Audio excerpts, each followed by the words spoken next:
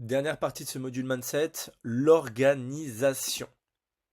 Peut-être que c'est un mot qui te fait peur, peut-être que c'est quelque chose que t'aimes pas, mais en tout cas, si tu veux faire des choses et des grandes choses, peu importe quand tu vas devoir t'organiser. Donc là, il y a trois choses que je te propose qui peuvent être intéressants. Ça va être premièrement de se faire un planning. Donc tu as plein de façons de faire un planning. Il n'y a pas une façon qui est meilleure qu'une autre. C'est quelque chose qui va te correspondre à toi. Moi, j'utilise beaucoup Google Agenda. Toutes mes journées, elles sont rythmées sur Google Agenda et on va dire pour tout ce qui est travail, en tout cas, ouais, 80% de ce que je fais va être sur Google Agenda. Donc, je t'encourage à faire la même chose, mais tu peux mettre aussi même vie perso aussi pour pouvoir t'organiser. Ok? Qui planifie 80% de sa journée et laisser 20% pour de l'imprévu, c'est selon moi une bonne façon d'avancer à la fois à un bon rythme, mais à la fois aussi de pouvoir de laisser place à de l'imprévu, à quelque chose, parce que c'est aussi pour ça qu'on est entrepreneur, c'est pouvoir euh, pas non plus être cloîtré dans une routine ou dans un rythme, c'est pouvoir aussi avoir cette flexibilité de pouvoir changer, etc. Et donc un Google Agenda, un calendrier physique ou digital, peu importe, mais en tout cas, je te conseille d'en avoir un. Avoir une petite routine, ce n'est pas une obligation.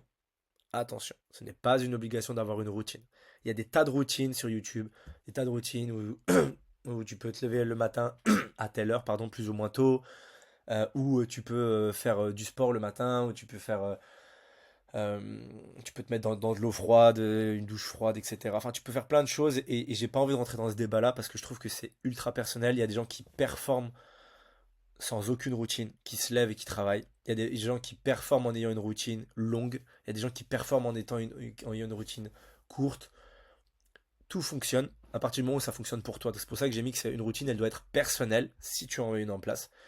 Mais que dans tous les cas, si tu veux en mettre une, ce que je te recommande, c'est que tu intègres deux axes. Un axe physique, un axe mental. Un axe physique, ça peut être tout simplement, je me réveille, première chose que je fais, c'est je bois un grand verre d'eau, je fais des étirements, j'écoute de la musique, et déjà je prends 30 minutes pour moi, juste pour, enfin je ne fais rien entre guillemets, mais juste je démarre ma journée à mon rythme tranquillement. Moi ce que j'aime bien faire, c'est me lever le matin, grand verre d'eau, je fais justement un peu des étirements, etc. Je me mets un podcast ou de la musique dans les oreilles, j'écoute ça et déjà je démarre ma journée comme ça. Pas de téléphone le matin. Après enfin voilà, pendant au moins la première demi-heure. Euh, donc voilà. Ce que je te conseille, si tu as envie d'en mettre une en place, c'est de le faire. Et deuxième chose, pour ton organisation, avoir une traçabilité. Traçabilité, ça veut dire quoi? Ça veut dire avoir, en fait, un, un suivi, avoir ouais, un endroit où tu peux retrouver des notes. Donc ça peut être soit des notes numériques, par exemple sur l'application Notes sur ton ordinateur ou ton téléphone que tout le monde a, ou physique sur un cahier, pour tout simplement avoir un suivi et de se dire, ah ok, tel jour, j'ai pensé à ça, etc., etc. Ou tout simplement organiser tes idées.